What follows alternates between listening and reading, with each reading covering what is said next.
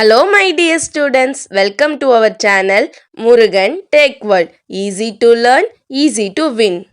இந்த வீடியோவில் நம்ம என்ன பார்க்க போகிறோம் அப்படின்னா சப்ஜெக்ட் கோட் CS3401 அல்காரிதம் சப்ஜெக்டோட unit wise important question with ஆன்சர்ஸோட லெக்சரர் வீடியோ சீரிஸ் தான் பார்த்துட்டு இருக்கோம். ப்ரீவியஸ் செஷன் வீடியோஸ்லாம் பார்க்காம இருந்தீங்கன்னா டிஸ்கிரிப்ஷனில் பிளேலிஸ்ட்டோட லிங்க் கொடுத்துருக்கேன், செக் பண்ணி பாருங்க. இந்த வீடியோவில் நம்ம பார்க்க போகிற நெக்ஸ்ட் டாபிக் என்னன்னு பார்த்தீங்கன்னா மினிமம் ஸ்பேனிங் ட்ரீ தான் பார்க்க போகிறோம். ஓகேவா? ஸோ கிராஃப் அல்காரிதமில் மினிமம் ஸ்பேனிங் ட்ரீ அப்படின்னா என்ன அப்படின்றது ஒன்றுமே இல்லை. The graph does not form a cycle means அதுக்கு பேர் நம்ம ஸ்பேனிங் ட்ரீ அப்படின்னு சொல்வோம். ஓகேவா? ஸோ சைக்கிள் அப்படின்னா என்ன, ஒரு வெர்டெக்ஸ்குள்ள கம்பைன் ஆகுறது. ஓகேவா? இப்போ இந்த ஏபிசி இது மூணு கம்பைன் ஆச்சுன்னா இந்த இடத்துல எனக்கு ஒரு சைக்கிள் ஃபார்ம் ஆயிருக்குன்னு அர்த்தம். ஓகேவா?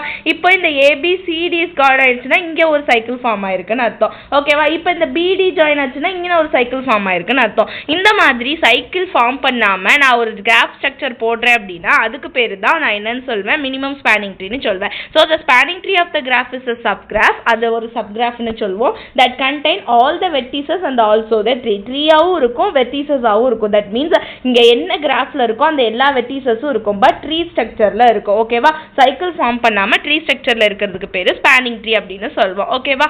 To find minimum spanning tree is an undirected graph. எங்க நம்ம மெயினா இந்த ஸ்பேனிங் ட்ரீ கண்டுபிடிப்போம் அப்படின்னா கம்பல்சரி நம்மளுடைய கிராஃப் எப்படி இருக்கணும்னு கேட்டீங்கன்னா அன்டைரக்டட் கிராஃபா தான் இருக்கணும். ஓகேவா? நெக்ஸ்ட் பாத்தீங்க அப்படின்னா நம்மளுடைய கிராஃப் வந்து வெயிட்டட் கிராஃபா தான் இருக்கணும். ஓகே, ஸோ இதுதான் கண்டிஷன். மினிமம் ஸ்பேனிங் ட்ரீ கண்டுபிடிக்கணும்னா கம்பல்சரி என்ன இருக்கணும், undirected graph இருக்கணும், weighted graph இருக்கணும். Okay, so the minimum spanning tree of an undirected graph G is a tree formed from the graph edges that connect all the vertices of G. எல்லா வெர்டிசஸையும் connect பண்ணிருக்கணும் minimum total காஸ்ட்ல. Okay, so இதுதான் condition. இதுல மெயினா ரெண்டு algorithm இருக்கு, பிரிம்ஸ் algorithm ஒன்னு, க்ரூஸ்கல் algorithm ஒன்னு. இந்த ரெண்டுமே ரொம்ப ரொம்ப இம்பார்ட்டன்ட் அல்காரிதம் நம்ம மினிமம் ஸ்பேனிங் ட்ரீல படிக்கிறப்ப. ஓகேவா? சோ நான் இந்த வீடியோல ஃபர்ஸ்ட் உங்களுக்கு பிரிம்ஸ் அல்காரிதம் சொல்லி தரேன். ஓகே, நெக்ஸ்ட் வீடியோல நம்ம க்ரூஸ்கல் அல்காரிதம் படிப்போம். ஓகேவா? சோ வாங்க இப்ப பிரிம்ஸ் அல்காரிதம்னா என்னன்னு பார்க்கலாம்.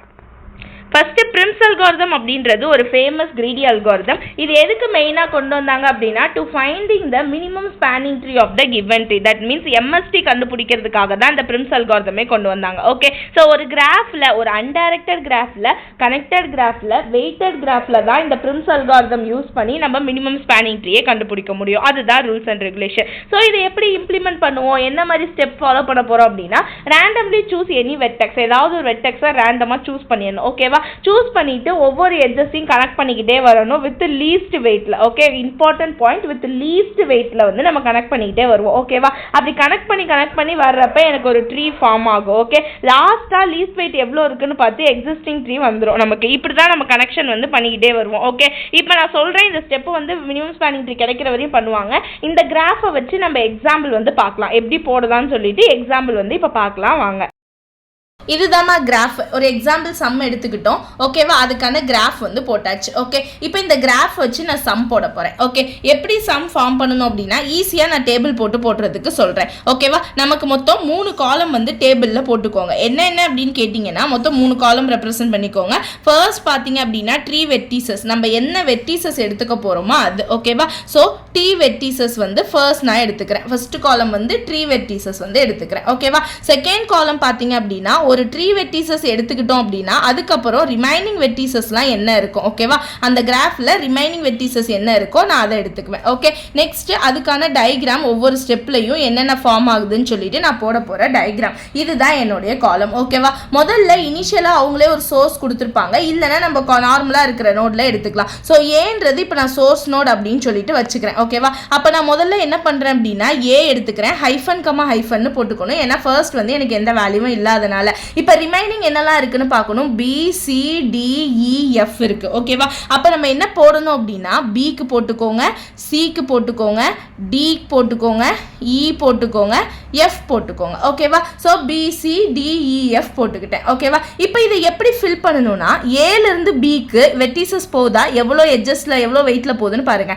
ஏலேருந்து பிக்கு போகுது எட்ஜ் வந்து 3ல போகுது. ஓகேவா? ஸோ ஏ கமா 3. ஓகேவா? ஸோ ஏலேருந்து பிக்கு 3 பி வெயிட்டில் எட்ஜு போகுது. ஓகேவா, அடுத்து ஏலேருந்து சிக்கு பார்க்குறேன், எனக்கு எட்ஜு போகலை அப்படின்னா ஹைஃபன் கமா இன்ஃபினிட்டிவ்னு போட்டுறணும். ஓகேவா, அடுத்து டிக்கு பார்க்குறேன், ஏலேருந்து டிக்குமே போகலை, ஸோ ஹைஃபன் கமா இன்ஃபினிட்டிவ். அடுத்து ஏலேருந்து ஈக்கு பார்க்குறேன், போகுது வெர்டிசஸ், எவ்வளோ எட்ஜில் வெயிட்டில் போகுது 6ல், ஸோ ஏ கமா 6ன்னு போட்டுக்குவேன். ஓகேவா, அடுத்து ஏலேருந்து எஃப்க்கு பார்க்குறேன், 5ன்ற வெயிட்டில் போகுது, ஸோ ஏ கமா 5ன்னு போட்டுக்குவேன். ஓகேவா, இந்த மாதிரி தான் நம்ம ஃபில் பண்ணணும். ஓகேவா, ஸோ ஏ ஃபஸ்ட்டு சோர்ஸ் நோட் எடுத்துக்கிட்டேன், ரிமைனிங் வெர்டிசஸ் எழுதிட்டேன். இப்படி தான் ஒவ்வொரு எட்ஜஸ் போகுதுன்னா வந்து அதோட வேல்யூ எங்கேருந்து போகுதுன்னு, இல்லை அப்படின்னா ஹைஃபன் கமா இன்ஃபினிட்டி. ஓகேவா, ஸோ ஹைஃபன் கமா இன்ஃபினிட்டி போய் இப்போ இதில் எது ஷார்ட்டஸ்ட்னு கண்டுபிடிக்கணும். அதுதானே லீஸ்ட் வெயிட் தானே பார்த்தோம். இதில் எது லீஸ்ட் வெயிட் 3, 6, 5ல் லீஸ்ட்னா எனக்கு 3 தான். ஓகேவா, அப்போ நான் என்ன எழுதியிருந்தேன் அப்படின்னா ஹியர். ஓகேவா, ஸோ ஹியர் பி ஆஃப் பியிலிருந்து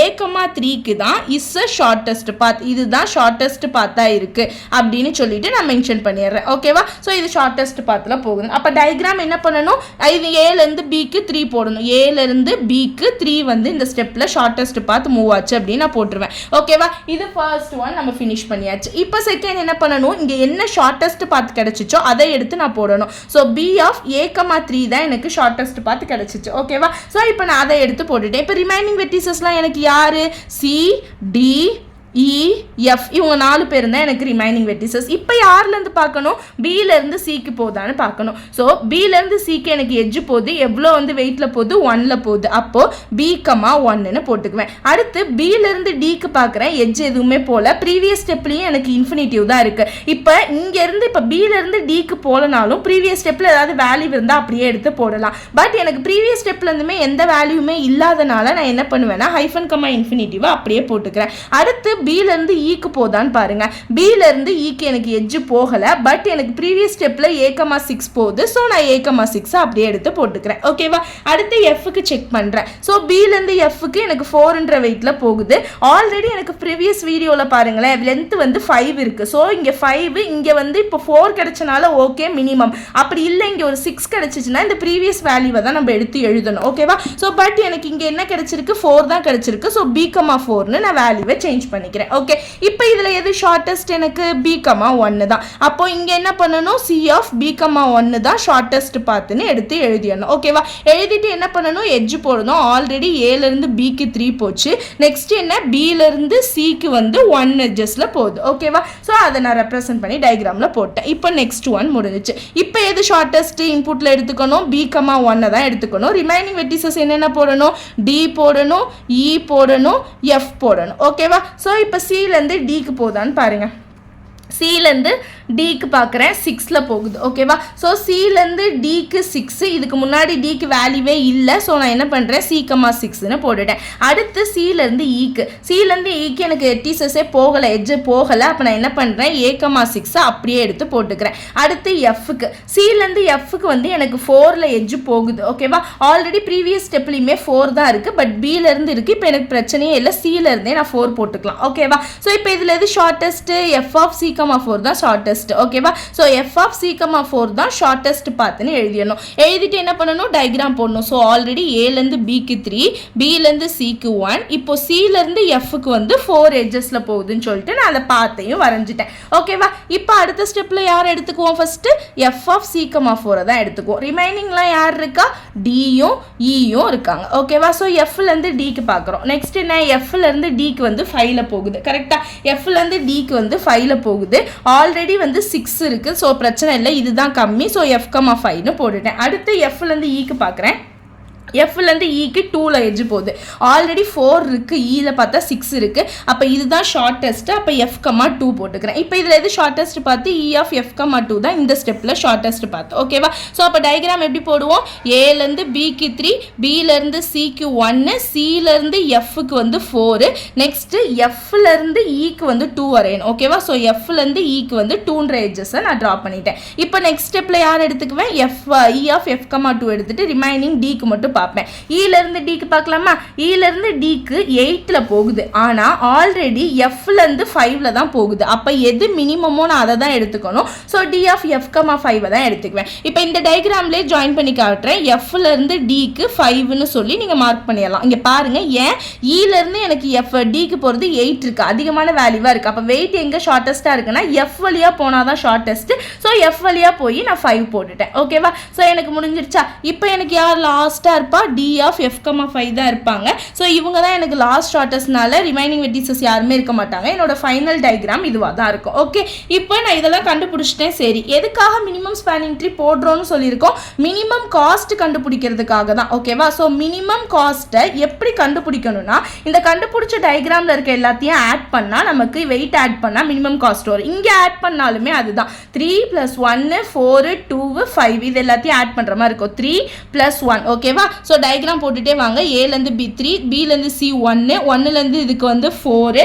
ஓகேவா? அடுத்து 4லேருந்து 2, 2லேருந்து 5 இது எல்லாத்தையும் ஆட் பண்ணால் எனக்கு எவ்வளோ டோட்டல் காஸ்ட் கிடைக்கும்? 15. ஃபைனலாக ஆன்சர் நீங்கள் மினிமம் காஸ்ட் கண்டுபிடிச்சிருந்தா தான் பிரிம்ஸ் அல்காரிதம் ஒர்க் ஆகுதுன்னு அர்த்தம். அதே மாதிரி பிரிம்ஸ் க்ரூஸ்கல் மினிமம் ஸ்பேனிங் ட்ரீ கேட்டாங்கனாலே இந்த 2 அல்காரிதத்துலையுமே மினிமம் காஸ்ட் ஃபைனலாக ஃபைண்ட் அவுட் பண்ணியிருக்கணும். ஓகேவா? ஸோ இதுதான் நமக்கான ஆன்சர். ஸோ இங்கே பாருங்கள், இந்த சம்மு தான் நான் உங்களுக்கு கொடுத்தேன். மொத்தமாக நீங்கள் ஸ்க்ரீன்ஷாட் எடுத்துமே வந்து படிச்சுக்கோங்க. ஓகேவா? ஸோ இதுதான் கொஷின் வந்து பார்த்தீங்க அப்படின்னா இதுதான் ட்ரா பண்ணிக்கோங்க. கொஷின் இது.